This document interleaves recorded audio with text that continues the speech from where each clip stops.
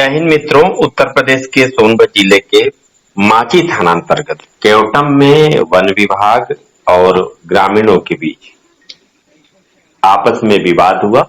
सोनभद्र के वरिष्ठ पत्रकार आदरणीय श्री वेद व्यास जी से जगह जगह वो लोग बैठे मिलेंगे और जो संबंधित कर्मचारी हैं जिस विभाग से जुड़े हुए हैं उधर ही डीलिंग होती है। जी और वो सब देखता है कि हाँ कैसे कैसे क्या हो रहा है क्या नहीं हो रहा है। यहाँ की स्थिति हम लोग बॉर्डर पे हैं, सब दिन से दंश झेले हैं। कभी डकैतों का दंश झेले तो नक्सलियों का दंश झेले। जी हाँ, अब क्रिमिनलों का दंश झेलने के लिए हम लोग उसी में हैं। अभी अब आप देखे थे पिछले दिनों पत्रकारों पर गोली चलाई गई थी। जी हाँ, तो यही सब कारण है। मजबूरी हम लोगों की है कि बॉर्डर पे हैं, हम लोगों को शांत रहना है। जी शासन प्रशासन अगर टाइट नहीं है, वो निष्क्रिय बना हुआ है तो हम लोग क्या करेंगे।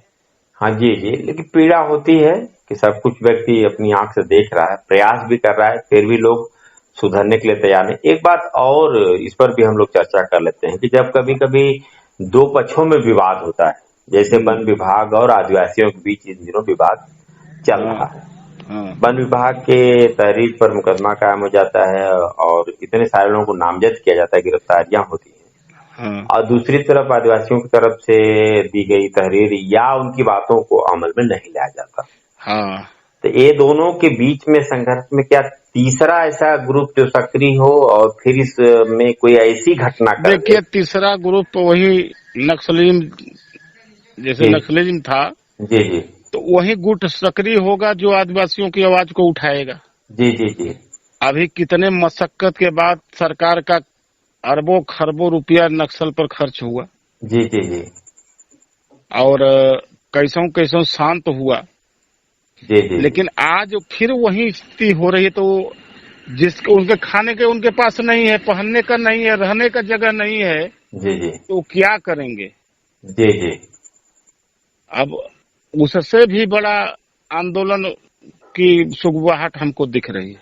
एक जो मन में आशंका उठती है, आशंका शब्द का प्रयोग कर रहा हूँ कि क्योंकि आदिवासी और वन विभाग के बीच में जो संघर्ष शुरू हो गया, तो जो तीसरा पक्ष, चाहे उग्रवाद कहें या कोई और नाम दें हम, वे लोग इसमें एंट्री करके किसी एक पक्ष को नुकसान पहुंचा दें और जैसे होता है कि आग में घी डालना, इस तरह की भी घटनाएं हो सकती हैं।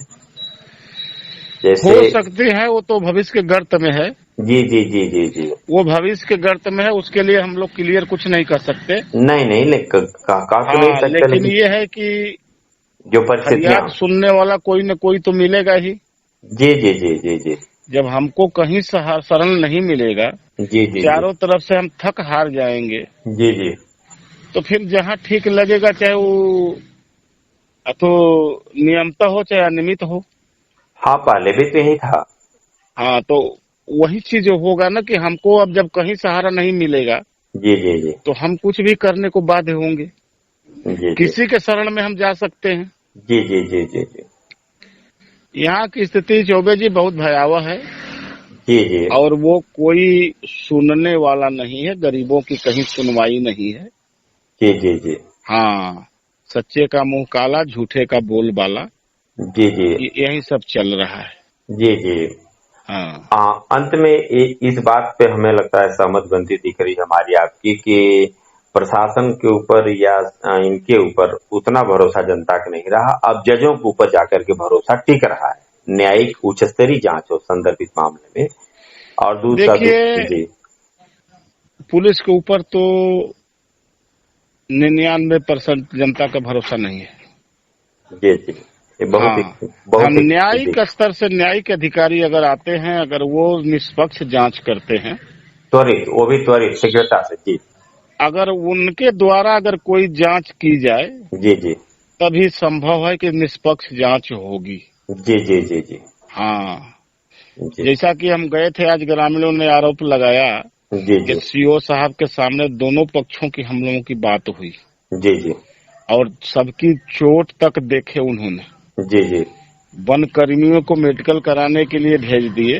जी और जो आदिवासी थे, महिलाएं थी जिनको चोटें लगी थी, जी जी उनका मेडिकल मुआयना नहीं किया गया।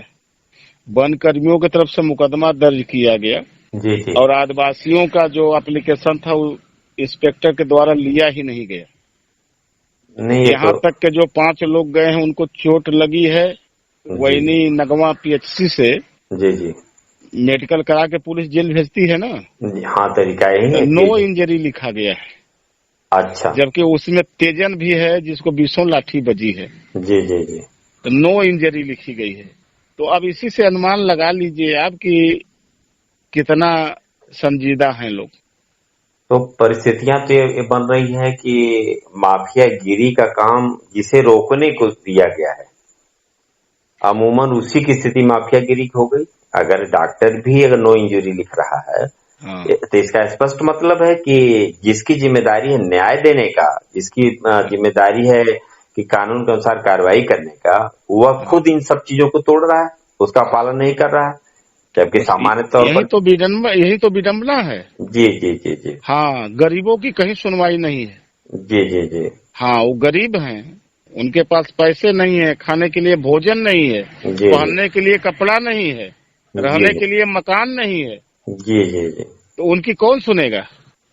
ये काफी गंभीर सवाल है और हम ये उत्तर प्रदेश के मुख्यमंत्री श्रद्धेय आदित्य योगीनाथ जी से निवेदन करूंगा कि काफी वरिष्ठ पत्रकार हैं आदरणीय श्री वेद व्यास जी, जिन्होंने नगवा ब्लॉक विशेषकर पन्नूगंज और माची बिहार बॉर्डर से लेकर के आसपास के क्षेत्रों की गतिविधियों के बारे में विस्तार से बताया। अति संवेदनशील मुद्दा है। अगर समय रहते क्या कहा जाए त्वरित गति से, शीघ्रता से इस तरह के मामलों में जो लोग दोषी उनके खिलाफ सख्त कार्रवाई नहीं की जाएगी तो मुझे लगता है कि फिर से अफसोस के अलावा अपने पास कुछ नहीं बचेगा।